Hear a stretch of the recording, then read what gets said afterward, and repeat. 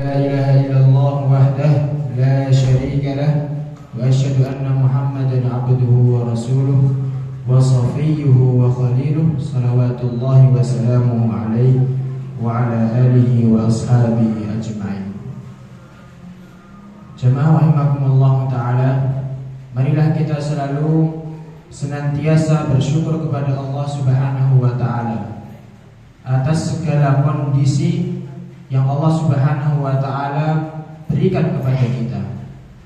Jikalau Allah Subhanahu wa ta'ala memberikan musibah kepada kita, memberikan ujian kepada kita, maka ada satu doa yang diajarkan oleh Rasulullah sallallahu alaihi wasallam. Apa itu? Doa itu berbunyi, Alhamdulillahi ala kulli hal wa a'udzu billahi min hali ahlin nar. Tak lupa salawat serta salam kita curahkan kepada baginda kita Nabiullah Muhammad sallallahu alaihi wasallam. Karena atas perjuangan beliau, atas pengorbanan beliau, kita detik ini bisa merasakan nikmatnya iman dan juga Islam. Baik jemaah sekalian, banyak sekali keutamaan puasa. Dan seperti yang kemarin telah dijelaskan oleh Mas Taufik, salah satu keutamaan puasa adalah sebagai junnah. Apa itu junnah? Junnah adalah tameng. Kalau beliau memberikan contoh, yaitu ketika nanti di hari kiamat ada kalajengking gitu ya, mau dicopot, ada junnah, ada tameng, tidak bisa digigit. Maka jemaah sekalian, maka ketika kita melakukan suatu ibadah ini, yaitu puasa, setidaknya kita harus mengetahui apa itu definisi puasa. Mas Janata, apa itu definisi puasa? Puasa adalah, kalau tahu ada hadiahnya. puasa adalah Iya, monggo. Puasa menahan diri dari segala sesuatu yang membatalkan puasa dari setelah terbitnya fajar hingga terbenamnya matahari. Ya. Hadiahnya nasi box. Karena tadi saya dapat 3 nasi box. Yang pertama buat buka puasa, yang kedua sahur, yang ketiga gara-gara imam gitu ya. Nanti dapat nasi box.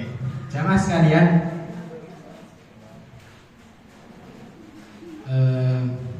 maka setelah kita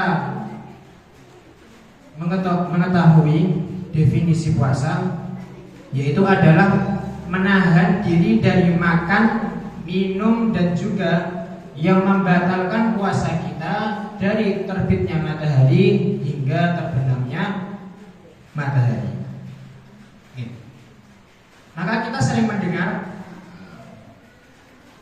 kalau misalnya ketika kita sahur dan di piring kita masih ada sedikit makanan gitu ya, dan ketika sahur sudah adzan subuh, maka tidak boleh dibuang, mubadir. Kebanyakan orang-orang salah dalam memahami perkataan ini. Kenapa? Karena pada zaman dahulu, pada zaman Rasulullah Shallallahu Alaihi Wasallam, itu ketika subuh ada 2 adzan, ada 2 adzan subuh.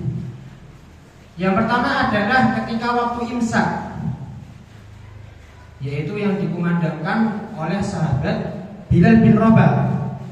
Dan yang kedua adalah ketika waktu subuh telah tiba, yaitu yang dikumandangkan oleh sahabat Abdullah ibnu Ummi Maktum. Jadi yang dimaksud dengan perkataan tadi, jangan dibuang makanannya, tetap dimakan, adalah ketika adzan pertama, yaitu ketika adalah imsak. jangan dibuang, mubadir, harus dimakan, gitu nggih.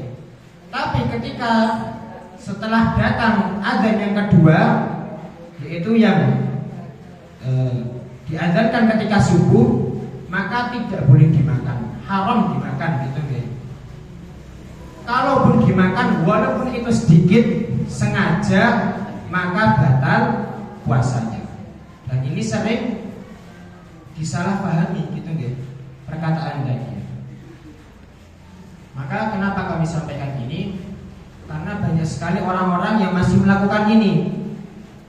Hatta itu makanan itu masih di mulut, dikunyah, tidak boleh dimakan, tetap harus dilepeh. Karena kalau dimakan akan membatalkan puasa.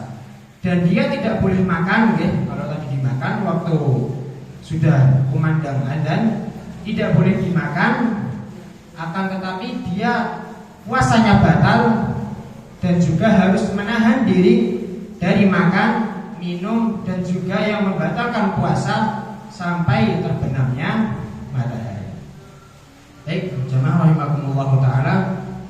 Semoga Allah Subhanahu wa taala menerima amalan kita, menerima amalan-amalan kebaikan kita pada bulan Ramadan. Dan juga Allah Subhanahu wa taala mengampuni dosa-dosa kita semuanya pada bulan Ramadan. Allahumma amin. Mungkin hanya ini yang sedikit yang bisa kami sampaikan, kurang lebihnya mohon maaf. Wassalamualaikum warahmatullahi wabarakatuh.